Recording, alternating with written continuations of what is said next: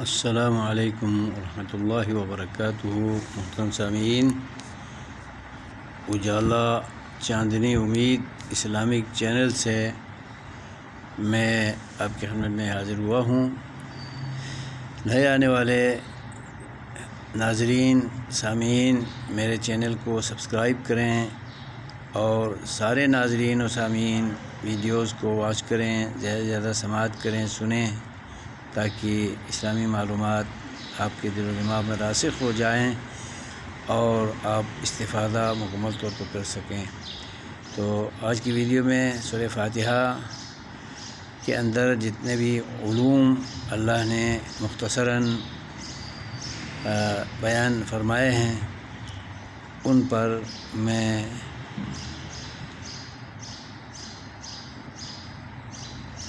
کچھ گزارشات پیش کرنا چاہتا ہوں۔ اللہ تبارک و تعالیٰ نے سورہ فاتحہ کے اندر سب سے پہلے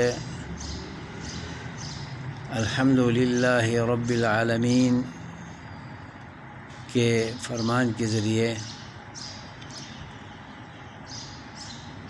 عقائد اسلام کو بیان فرمایا ہے۔ توحید باری تعالیٰ کو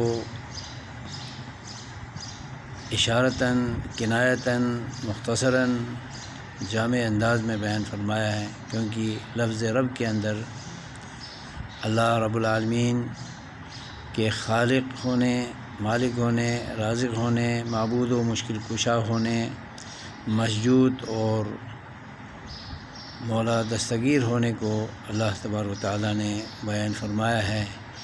یہ عقیدہ توحید کا ایک جامع پہلو ہے جو شروع ہی کے اندر اللہ رب العالمین نے بیان فرمایا ہے۔